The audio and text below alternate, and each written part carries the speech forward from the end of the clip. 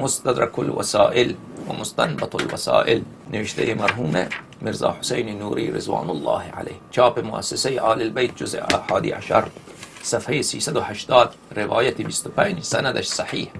این سندی که ایشان روایت میکند از شیخ مفید، از احمد ابن محمد ابن الحسن ابن الولید، از پدرش محمد ابن الحسن، از سعد ابن عبدالله قمی، از محمد ابن عبدالله و از محمد ابن عبدالجبار. این سند در غایت اعتباره. و محمد ابن عبدالجبار از اصحاب امام حسن عسکری علیه السلام و خیلی انسان شریف. شان روایت میکند که امام حسن عسکری علیه السلام به ابو هاشم جعفری این چنین گفتند: یا ابا هاشم سیأتی زمان علی الناس وجوههم ضاحکة مستبشره و قلوبهم مظلمة متکدره.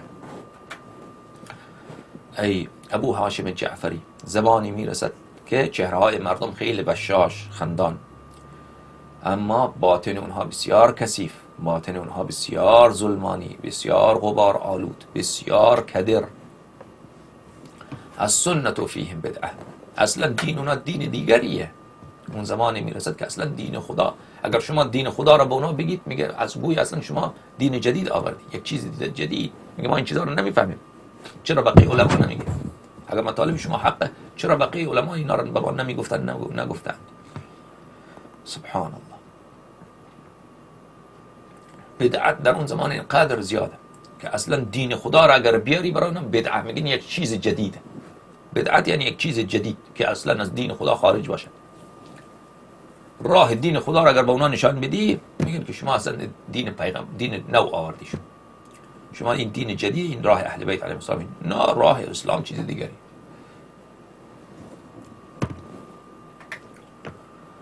والبدعة فیهم سنه، و بدعات در نزد اونها سنت. بدعات تصوف که کفر محض، ولایت فقیه کفر محض، انقلاب كل راية ترفع قبل قيام الحجة عليه السلام فصاحبها الطاغوت. خلاصه وحدت بین المسلمین. هزار پدر دشمنی با دوستان اهل بیت علیهم السلام، دوستی با دشمنان اهل بیت علیهم السلام، هر کفری نزد اینها دین خدا. اونا میگن این دین خدا واجب، اوجب واجباته. المؤمن بینهم محقر، انسان مؤمن را اینا فحش میدن، توهین میکنن، تحقیر میکنن.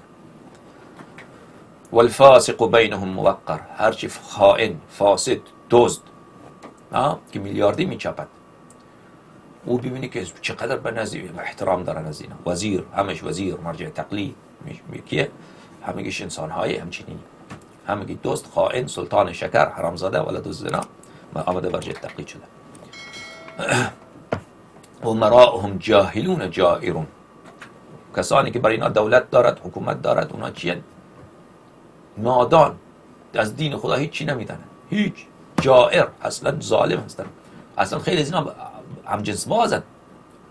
اصلا خیلی از اینها، اصلا این را من از باب چی نمیگویم، همین رجال دولت ایران خیلی زیاد از اینا، از سران اینا، اصلا خیلی زیاد از اینا با بچه های خوبصورت و خوشگل اینا ارتباط بد داره. این پدرسگا حالا غیر از خامنه ای کن سابقه بد دارد، دیگر اینا در تمام نظام اینا این چنین کثیف، این چنین خبیث، اینا دشمنان دین خدا، دشمنان ائمه طاهرین علیهم السلام. و علماءهم فی ابواب الظلمة سائرون، علمایشان را ببینی که صف میبندن که ما میریم بیعت با اون کافر فاجر فاسق دجال خبیث بکنیم. اغنیاءهم یسرقون زاد الفقراء، اغنیای اونا چیکار میکنن؟ پولدارانشان میدزدن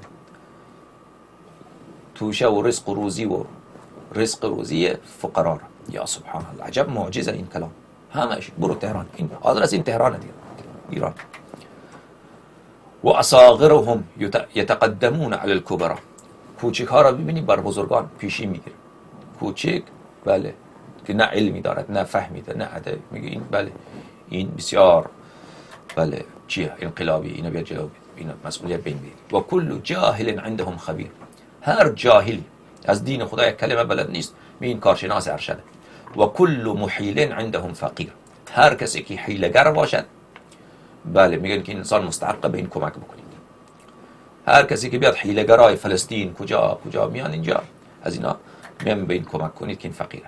لا یمیزون بین المخلص والمرتاب، بین مخلص و مرتاب یعنی کسی که اخلاص نداره، و مخلص کسی که خلوص دارد. بین اونها تمیز قائل فرق قائل نمیشن. لا یعرفون الذعن من الذئاب. در اون زمان مردم بره را که بی ضرر هست از گرگ تشخیص نمیدن، چون گرگ ها این چنین سیمایشان سیمای بره های معصوم درست کرده اند که گرگ ها همیشه به لباس عالم مجتهد زاهد ظاهر شده اند. لا یعرفون الذعن. علماءهم شرار خلق الله على وجه الارض. علمای اونها بدترین خلائق روزگار هستن بر روی زمین. الله یاری دروغ میگه راست میگه.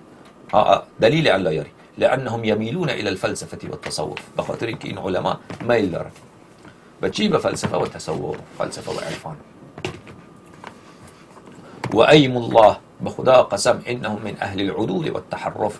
به خدا قسم که اینها اهل کجی و اهل دوری از دین خدا هستن. این علما همین شرار خلق الله، بدترین خلائق، دشمن اهل بیت، دشمن امام ثانی عشر، امام عصر علیه السلام. یبالغون فی حب مخالفین. مبالغه، تأکید میکنن، یبالغون یعنی تأکید میکنن که باید دوست بداریم، دست دوستی دراست، دختر بدیم، دختر بگیریم، نه اونا بیان در شهرهای ما اونا رو مسکن بدیم، خانه بدیم. به طوری که مشهد الان عمری خیلی زیاد شده در خیلی از شهرهای ایران که سابق اصلا عمری نبود، اصلا مثلا نصف جمعیت عمری شد. یبالغون فی حب مخالفین، در محبت مخالفین ما اینها بسیار تأکید دارن. و یضلون شیعتنا و موالی، شیعیان ما را، دوستداران ما را از راه خدا. اینا بیچاره خبر نداره شیعه دیگه. شیعه فکر میکنه این آقا مجتهده، این آقا مرجع تقلید، آدم خوبیه. اونم مثلا میاد سخنرانی میکنه 1 ساعت 100 حرف میگه، 95 تاش حق درست، به خاطر اینکه 5 تا حرف دروغ رو هم در کنار او تحویل مردم بده. خب اینها میان چیکار میکنن؟ شیعیان ما را، دوستداران ما را کافر میسازن. یذلون یعنی گمراه میکنن، از دین خدا خارج میکنن دیگه. کافر میسازن. همیشه عارف، انقلابی، پیرو ولایت فقیه، محب فلسطین، محب وحدت بین المسلمین، از براءت اونا را بیزار میکنن. کسی که براءت بکنه او را فاش میده، شیعیان فاش میده. میان همه شیعیان را اینا کافر میسازن.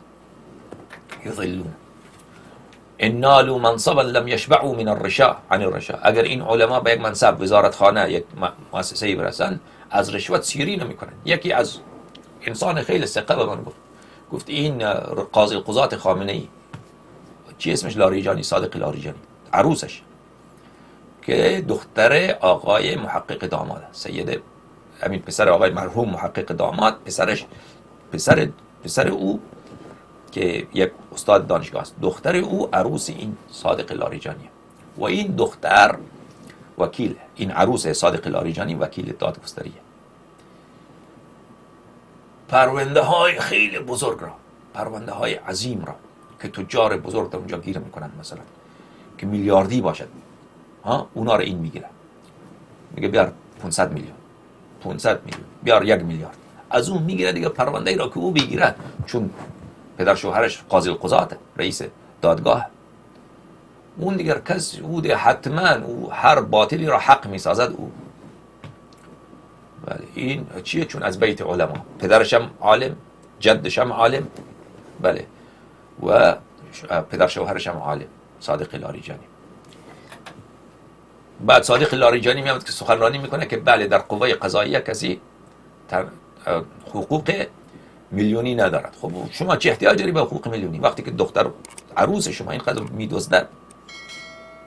و این کسی که برای نقل کرده او ثقه هست، این حرفا گفته و او خیلی تحقیق میکند، بعد از او این مطالب را به من میگوید. ان نالوا منصبا لم يشبعوا من الرشا. اگر یک منصبی یافتن از رشوت هیچ وقت سیر نمیشن. و ان خذلوا عبد الله علی الریا. اگر اینا رو تنها بگذاری بعد اون عابد میشه، میگه من میرم حوزه اونجا درس اخلاق میدم. الا انهم قطاع طریق المؤمنین. اینها دزدان راه اهل ایمان، راه اهل ایمان را میزنند. قاطع الطریق، دزد گردنگیر. گردنه کی را؟ راه کی را گرفتن؟ راه مؤمنین را، که شیعیان حیدر صفدر علیه السلام را از امیر المؤمنین علیه السلام جدا بکنه. اینها لشکر ابلیس عزیزان، لشکر ابلیس. اینا سرباز انگلیس، انگلیس گفتم ابلیس. اینا سرباز ابلیس نیستن، اینا سرداران لشکر ابلیس هستن. این و الدعاة الى نحلة الملحدین، اینها مردم را دعوت میکنن به راه کفار. به خاطر همینه دیگر که در ایران چقدر بهاییت، مسیحیت و غیران زیاد شده. فمن ادرکهم فلیحذرهم ولیصم دینه و ایمانه. هر کسی که این زمان اینها را درک کند از این علما برحذر باشد که اینا بدترین خلائق بر روی زمینند. برحذر باشد، دوری بکنید از اینا. الله اکبر. من هر قدر در باب علمای آخر الزمان فکر میکنم مرا وحشت بیشتر میگیره. از حرفای اینا رو میبینم، کارهای اینا رو که میبینم وحشت مرا بیشتر میگیره. اینا چقدر دشمن دین خدا هستن. یعنی اون روایاتی که ما میدیدیم که امام زمان علیه السلام لشکرش میاد در قم، اونجا با اونها معامله کفار حربی میکنند. یعنی زنهای اونها را به کنیزی میگیرند، مردانشان را میکشند. این خیلی امر عجیبی بود. الان که میبینیم که اینا واقعا کافر حربیه. اینها واقعا کافر حربیه. بله.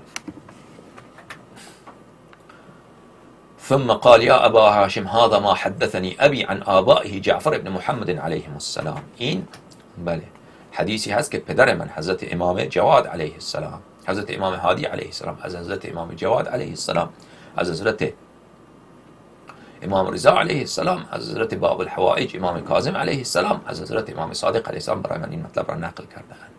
خب این شد از این عزیزان من.